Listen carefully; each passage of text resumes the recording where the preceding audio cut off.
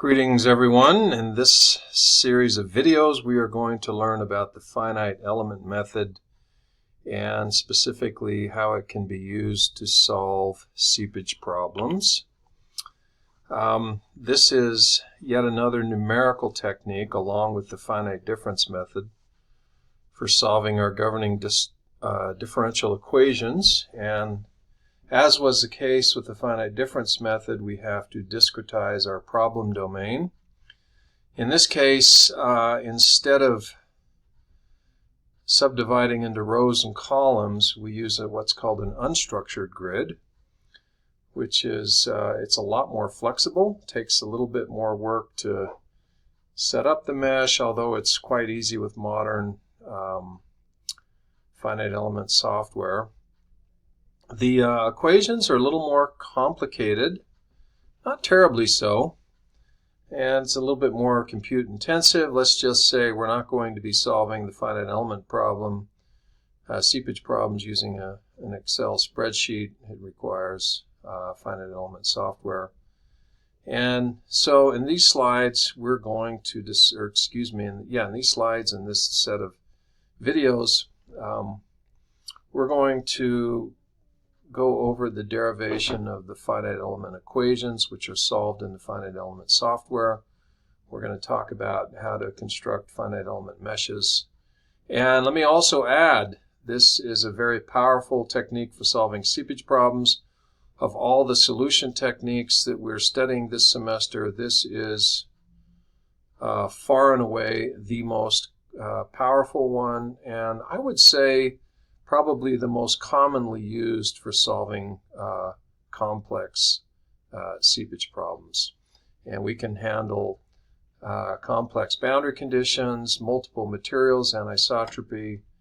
It works great, and excited to share that with you. So to start off, we are going to look at one-dimensional flow, just to show how to derive these equations. Now, with one-dimensional flow, our elements are going to be a series of lines that are connected together. And so this would represent perhaps a series of soil-filled tubes connected. Now, this is not a very realistic problem. We don't, as far as I've never seen a real problem solved with one-dimensional finite elements. So why are we bothering with it? Because it provides a nice example, simple example for how the finite element equations are derived. And then we're going to build on that to go to the more complicated two-dimensional equations. So let's suppose we have a single one-dimensional element represented by this line of length L. The cross-sectional area is A. We have two nodes on either side. In the finite element world, we have elements and nodes. We calculate the solution at the nodes, and the elements define the material and the material properties through which the water flows.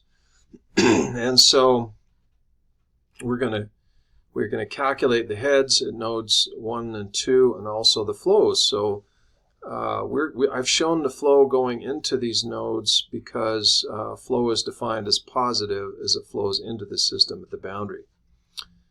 All right, so given that, if we look at Darcy's law and we look at node number 1, the flow at node number 1 is Q is equal to K delta H over L times A, and in this case H1 minus H2. So, whoops, sorry, I hit the wrong key. H1 minus H2. Here's the cross-sectional area of flow and then the length of flow. And likewise, Q2 is H2 minus H1. K times H2 minus H1 over L times A. We use the same hydraulic conductivity in each, the same A and L. And by the way, we can then simplify that we separate these two terms. So we have a constant Ka over L times H1 minus Ka over L times H2. And likewise for Q2, we have minus Ka over LH1 plus Ka over LH2. So there's kind of a symmetry or a pattern there. And we do it this way because we want an equation that's in terms of the individual heads. And that Ka over L term is purely a function of the geometry and the property of the material properties of the elements. That Ka over L term is sometimes called the transmissibility, and also sometimes called the conductance. So if we take specifically this equation right here and this equation down here, and we write that into matrix form, we get this representation. So Q1 is equal to Ka over LH1 minus Ka over LH2. Q2 equals minus Ka over LH1 plus Ka over LH2. So again, it's this equation and this equation represented in matrix form. Now this is called these are basically the finite element equations for this. We're solving, it's kind of like Darcy's law written in matrix form, but it's a little bit different. I mean, it's based on Darcy's law. And so this Q is the flow vector. This is a vector of constants. Everything in this, excuse me, a matrix of constants, a transmissibility matrix. We say n minus 1. We have two nodes here, so it's n by 1. This one is n by n, 2 by 2. And this is n by 1. It's the head vector. We described it this way because we're going to see different versions of this as we go along, both for one-dimensional flow and for two-dimensional flow. This is kind of a standard finite element matrix. So these are our finite element equations that we solve, but this is just for one element. What happens if we have multiple elements? Now we have elements A, B, and C, each of which has its own hydraulic conductivity, its own area, and its own length, and it's connected by 4 nodes, 1, 2, 3, and 4. And so once again, looking just at node 1, Q1 is equal to Ka over L, H1 minus H2. And again, we can separate that individual terms for H1 and H2. Q2, now in this case, this node is connected to 2 elements. So we have to consider the flow for each element. And so for element A, it's Ka over L, H2 minus H1. And for element B, it's Ka over L, using the properties from B, times H2 minus H3. And if we rearrange this, you'll notice there's an H2 term here and an H2 term here. So we can rewrite this expression as shown here. Now we have everything in terms of constants, a series of coefficients which are all constants, times H1 and times H2 and times H3. So we have minus K over L times H1 plus the transmissibility or the conductance for element A plus the conductance for element B times H2 minus the conductance for B times H3. Now, so that is 2. We're going to do the same thing for 3, and we end up with an equation looks just the same. We just have to change the subscripts. And then for equation 4, that's only attached to one element, so that's a single expression. We divide that into the H3 and H4 terms, and this is what we have. Now, as you may have guessed, we're going to throw all of these into a big matrix. And so Q1 is equal to Ka over L for element A times H1 minus Ka over L for element A times H2 plus 0 times H3, 0 times H4. And then for Q2 is equal to minus Ka over L times H1 plus this term times H2 minus this term times H3 and so forth. And so once again we have the same form the transmissibility matrix times the head vector is equal to the flow vector. And again, everything in this matrix is a set of constants. It's based on the properties and the geometry of the elements. And then these heads we're going to solve for the heads. And so basically, again, this set of equations is based on Darcy's law, and so therefore it implicitly, and it also is based on continuity of mass, so it satisfies our governing equations.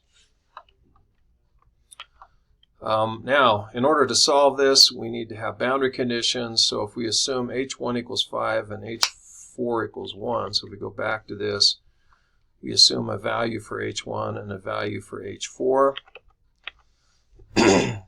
And then we also know that internally q2 and q3 are 0, meaning whatever comes into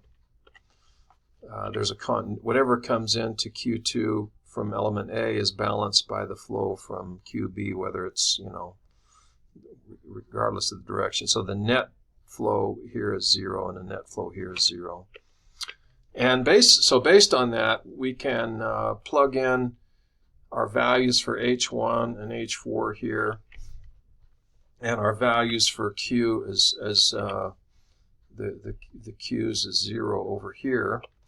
And we end up with with this equation.